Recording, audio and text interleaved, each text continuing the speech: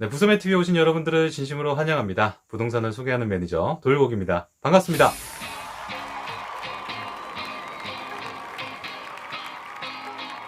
네, 하루하루 바쁘게 살고 있는 요즘에 부동산 뉴스를 보다가 너무나 웃긴, 하지만 정말 소름 끼치도록 딱 맞는 정확한 글이 있어서 함께 소개해드릴까 합니다. 이 출처가 불분명해서 출처를 밝히지 못함을 양해를 부탁드리고요. 혹시나 이 글 쓴 분께서 제 유튜브를 보신다면 댓글로 달아주시면 제가 스승으로 모시도록 하겠습니다. 자, 그럼 부동산 명언 시작하도록 하겠습니다. 자, 첫 번째 명언을 보면요. 원주민 욕세권은 진리. 20년차 토박이들이 욕하면 무조건 사라. 원주민 분들은 아쉽게도 이 상상력, 그림을 못 그리시는 분들이 굉장히 많으시더라고요. 원래 사셨던 그런 느낌, 그런 환경에 익숙해지셔서요. 제가 살던 광교 신도시 같은 경우에도 2010년도에 이 초반만 해도 당시 비싼 분양가였죠. 33평형이 4억대 후반, 5억대 초반까지 갔었는데요. 원천저수지, 지금 광교 호수공원에 있는 원천저수지 같은 경우에는 불륜의 온상이고 오리배가 둥둥 떠다니는 그런 낙후된 공간이었습니다. 그래서 광교에 집 산다 그러면 수원 토박이 분들은 미쳤다고 그랬습니다, 진짜로. 근데 지금은요, 광교 중흥 S클래스 대장 아파트죠. 현재 시세 보여드립니다.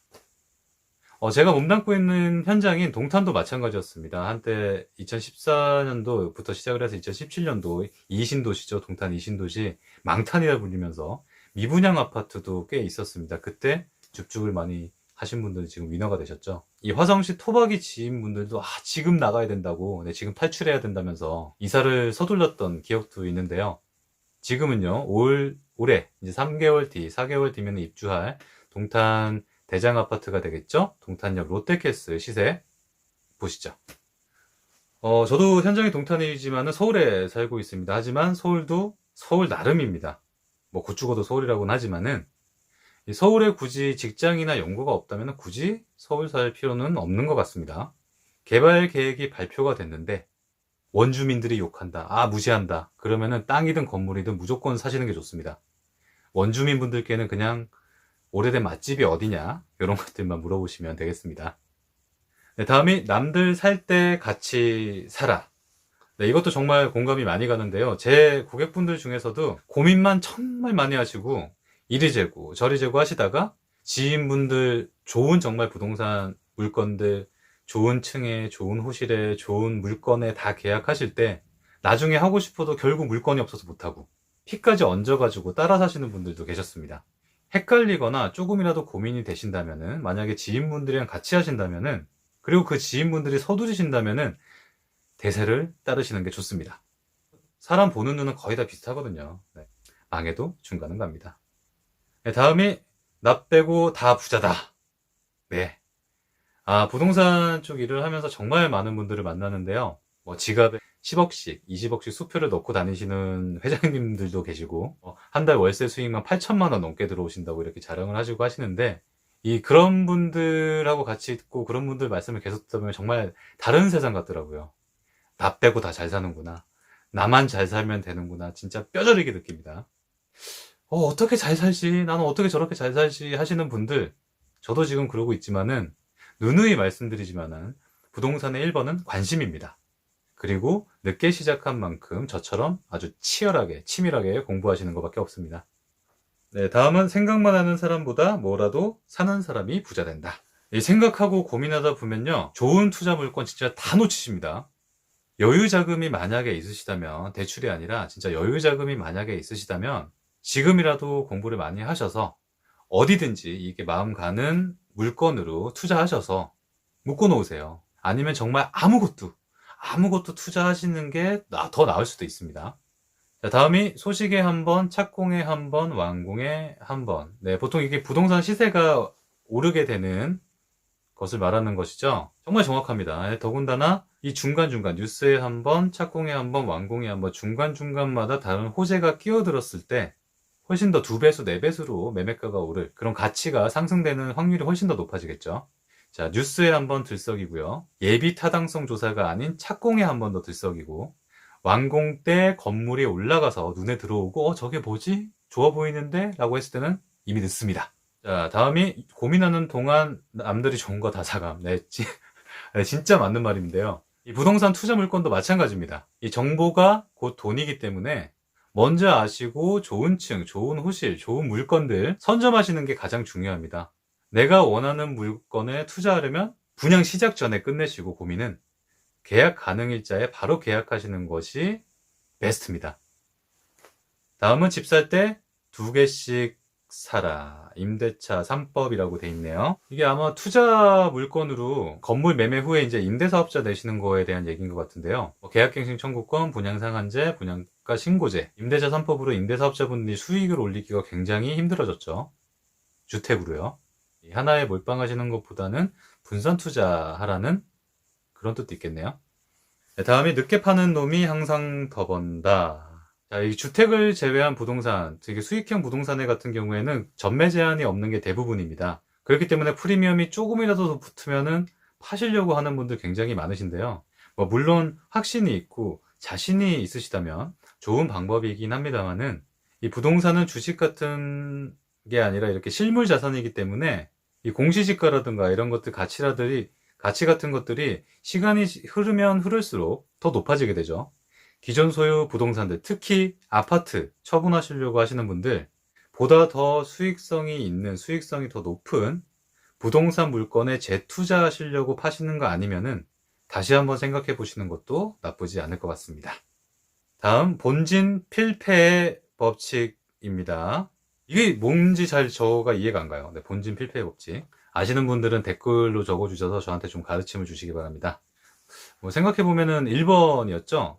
네, 1번하고 비슷한 말인 것 같긴 한데 아마 내가 지금 살고 있는 곳은 내가 잘 모른다.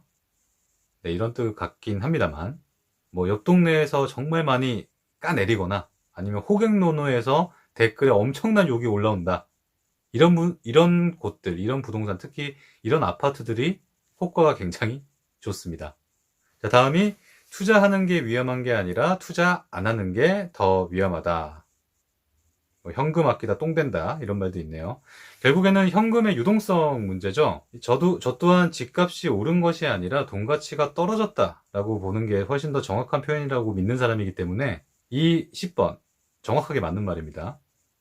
요즘 마트에서 장볼 때마다 느낍니다. 현금 가치가 얼마나 많이 떨어져서 물가가 얼마나 많이 올랐는지.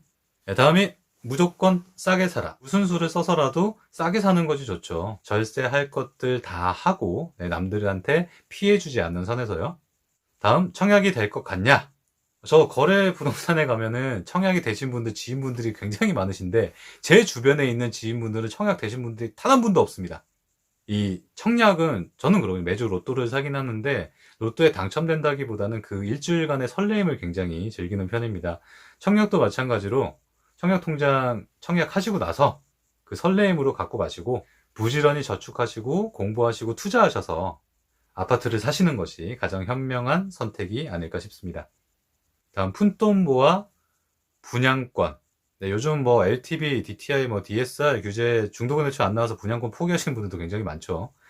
자, 다음이 성구매 후 후분석. 네, 고민하시다가 늦습니다. 먼저 구매하시고 후에 분석하시고 세금이 제일 무섭다. 이 집값이 올랐다고 좋아할 게 절대 아닙니다. 이 불로소득에다가 내 집을 팔아도 주위를 한번 돌아보시면은 내 집을 팔아도 그 판 매매가로 가지고 갈 수 있는 데가 거의 없습니다. 어디가 개발된다더라, 어디가 교통권에 호재가 있다더라. 요즘 선거철 아니랄까봐 저는 이런 뉴스나 정보가 너무 무섭네요. 또 폭등할까봐. 다음 넓을수록 좋고 높을수록 좋다. 아, 진짜 이거를 알았으면은 결혼 후에 저희 신혼 아파트로 한 게 참 지금도 후회가 좀 많이 되는데 집은 넓고 높을수록 좋습니다. 이건 진리입니다. 30대는 30평, 40대는 40평, 50대는 50평. 이게 괜히 나온 말이 아닌 것 같아요. 잘 모르겠으면 역세권, 학세권, 욕세권 중에 찍어라. 역세권이나 학세권은 비싸죠. 불변의 진리고요. 욕세권, 네, 욕 많이 먹는 세권. 이건 아까도 말씀드렸지만 잘 확인하시면 되겠습니다. 욕보다 무서운 게 무관심. 너무 안 좋으니까 미안해서 욕도 안 하는 거다. 까부진이라고 하죠. 까이는 부동산은 진리입니다. 현금 들고 있다가 똥된다. 이거 앞서 내용이랑 똑같네요. 네, 벼락거지란 말이 나온 이유기도 하고요. 부동산 어깨까지 왔다. 어깨에서 산 줄 알았지만은 그 어깨가 길인 어깨입니다. 머리까지는 아직 멀었습니다. 아파트요. 오늘 집값이 제일 쌉니다. 불이는 참아도 불이익은 못 참는다. 점점 더 멀어져 갔나 머물러 있는 집값인 줄 알았는데, 이 부동산이 떨어진 적이 있었나요? IMF 때? 아니면 뭐 2008년 리먼 사태 때? 아닙니다. 결국 회복하고 더 올랐죠. 부동산 가격은 절대 떨어지지 않습니다. 지금이 가장 싸다. 오늘의 호가는 내일의 실거래가입니다. 돈이 인생의 전부는 아니지만 돈이 없으면 돈이 인생의 전부가 된다. 명언이네요. 네, 다시 한번. 돈이 인생의 전부는 아니지만 돈이 없으면 돈이 인생의 전부가 된다. 다음이 가족은 나를 배신해도 땅은 배신하지 않는다. 네, 부동산은 배신하지 않습니다. 아이를 키울 수 없는 집은 집이 아니다. 요즘 집값이 많이 오른, 특히나 아파트가 많이 오르는 곳이 직주근접, 기업이 있는 곳이 굉장히 많은데요. 그 중에서도 직주근접 하지만은 1번은 학군입니다. 토박이 부동산 소장님 말은 듣는 것이 아니다. 많은 부동산 소장님들이 아니라, 이거 저 영상을 보시고 계시는 저랑 친한 부동산 대표님들, 소장님들도 계실 텐데요. 대부분의 부동산 소장님들이 아니라, 이 토박이 부동산 소장님이신 거죠. 아무래도 분양 쪽이 아니고 투자 쪽이 아니라 전월세, 네, 이런 매매 위주로 부동산에서 한 곳에서 30년 이상 하시는 분들, 이 터줏대감형 부동산 사장님들을 말씀하시는 것 같아요. 이런 큰 그림을, 네, 변화를 못 느끼시는 분들, 터줏대감형 부동산 소장님들의 간혹 왕왕 좀 있습니다. 다음에 익절은 항상 옳다. 그쵸? 네. 신축 전세는 1등 아니면 꼴등으로 빼라. 네, 스트레스, 자금 관련해서 스트레스 받지 않으려면은 맨 처음에 전세를 주고 나서 마음 편하게 있거나, 제일 나중에 전세 가격 높게 쳐서 전세를 주라고 하는 얘기 같은데, 이제 신축은 실입주가 있죠. 실입주 때문에 전세도 못 줍니다. 서울은요. 대출도 능력이다. 아, 이거 맞습니다. 네.